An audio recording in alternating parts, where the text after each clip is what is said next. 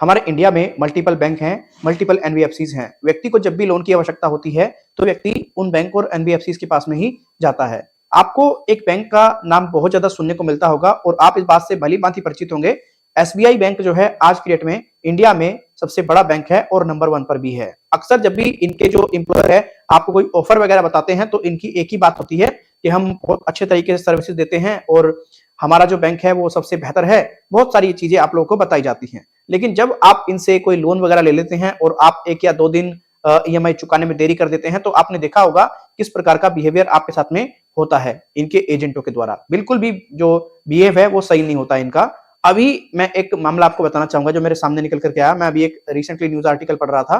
एक व्यक्ति ने एसबीआई के माध्यम से 72,000 रुपए का लोन लिया 1986 में, जिसका व्यक्ति टाइमली पेमेंट नहीं कर पाया। लोन जो है वो एकदम सिक्योर था। आपको पता ही होगा सिक्योर लोन किस टाइप के होते हैं। मैं आपको फिर भी बताता हूं अगर आप पहली बार वीडियो को देख रहे हैं। सिक्योर लोन उस टाइप के होते हैं जिसमें आप लोगों से कोई सिक्योरिटी वगैरह ली जाती है, और अनसिक्योर लोन वो होते हैं जिसमें कोई सिक्योरिटी वगैरह नहीं ली जाती है। आपके सिविल के बेसिस पर, आपके अकाउंट स्टेटमेंट के बेसिस पर ही आपको लोन वगैरह प्रोवाइड करा दिया जाता है। और अगर सिक्योर लोन की बात करें तो वो तो आप लोगों को, आपने अगर कोई डॉक्यूमेंट्स दे दिए अपनी प्रॉपर्टी से रिलेटेड, या फिर कोई आपने गोल्ड परचेज करना है या फिर कोई कार वगैरह परचेज करनी है तो सिक्योर लोन मिल जाता है, लेकिन उसका मालिक तब तक बैंक ही होता है। अब एक व्यक्ति ने लोन तो ले लिया 72,000 रुपए का सिक्योर, लेकिन वो उसको टाइमली पे नहीं कर पाया। जब वो उसको टाइमली पे नहीं कर पाया तो बैंक ने पूरा प्रयास किया कि भैया वो किसी भी तरीके से पेमेंट कर दे, लेकिन व्यक्ति नहीं कर पाया। बैंक ने उसके ऊपर लीगल केस भी कर दिया, तब भी व्यक्ति पेमेंट नहीं कर पाया क्योंकि व्यक्ति के पास में पैसा था ही नहीं। अब बैंक ने उसके ऊपर केस तो कर दिया, लेकिन बैंक पूरे तरीके से बाहर उस व्यक्ति से बात करता रहा।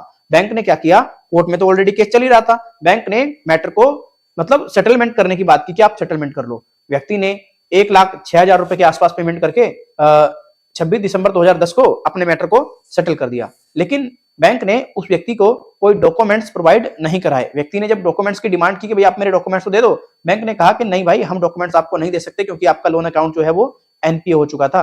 फलाना फलाना ढिकाना उसको बताया गया कि ये कर लो वो कर लो, अब ऐसा नहीं हो सकता। तो व्यक्ति परेशान होकर के हाई कोर्ट चला गया। जब हाई कोर्ट में व्यक्ति गया तो हाई कोर्ट की तरफ से जो फैसला आया वो कस्टमर के हित में आया। हाई कोर्ट ने एसबीआई पर 1 लाख रुपए का जुर्माना लगाया और कहा कि भाई इस व्यक्ति को आप 1 लाख रुपया दो और आपने जो ये किया है ये गलत किया है। भाई जब आप दोनों का आपस में समझौता हो गया, मामला सेटल हो गया, ठीक, तो आपने व्यक्ति के डॉक्यूमेंट दे देने चाहिए थे। क्या दिक्कत है, चाहे आप डुप्लीकेट दो, चाहे आप मतलब किसी भी तरीके से दो, व्यक्ति के डॉक्यूमेंट व्यक्ति को दो। तो ये सारा मामला था। अब इस बात से ये पूरी तरीके से क्लियर हो चुका है। देखिए, रिकवरी एजेंट तो आपको हरास करते हैं, साथ ही साथ बैंक भी आपको लीगली रूप से हरास करने का प्रयास करता है, जो चीजें सामने आई हैं। तो हाई कोर्ट का ये जो डिसीजन आया कस्टमर के हित में, आप इस सब पर क्या कहते हैं, आप अपनी राय कमेंट में जरूर दें। और क्या आपने भी किसी बैंक एनबीएफसी के माध्यम से कोई लोन लिया है, सिक्योर या फिर अनसिक्योर, आप भी किसी ऐसी सिचुएशन से गुजर रहे हैं और आपने वन टाइम सेटलमेंट कर लिया है, आपको डॉक्यूमेंट्स नहीं दिए गए हैं बैंक और एनबीएफसी के द्वारा, तो आप डेफिनेटली, मैं इस न्यूज आर्टिकल का जो लिंक है वीडियो के डिस्क्रिप्शन में आपको प्रोवाइड करा दूंगा। आप इस न्यूज आर्टिकल के लिंक को दिखा सकते हैं, बैंक को कह सकते हैं कि भाई देखो, अपनी गलती को आप सुधारो, आप हमें प्रॉपर डॉक्यूमेंट्स वगैरह दो। अगर आप नहीं देते हैं तो हम पूरी तरह से कानूनी कार्रवाई करेंगे। और आप देख लीजिएगा इस व्यक्ति के केस में क्या मामला सामने आया है, किस तरीके से कोर्ट ने एक्शन लिया, किस तरीके से आप पर कोर्ट ने जुर्माना लगाया है, मतलब बैंक पर जुर्माना लगाया है। अगर आप एसबीआई से सारा चीजें फेस कर रहे हैं तो एसबीआई को आप बोल सकते हैं कि आप पर देखो किस तरह जुर्माना लगाया। अगर किसी और बैंक से रिलेटेड आपका इश्यू है तो आप उनको बता सकते हैं कि भैया देखो एसबीआई पे ऐसे जो जुर्माना है लगाया है। लोन डिफॉल्टर के काफी ज्यादा हित में है, जो जेन्युइन डिफॉल्टर है उनकी बात। इसलिए मुझे तो ये कोर्ट ने जो डिसीजन लिया, कोर्ट ने जो एसबीआई पर जुर्माना लगाया, काफी ज्यादा अच्छा लगा। इससे पता लगता है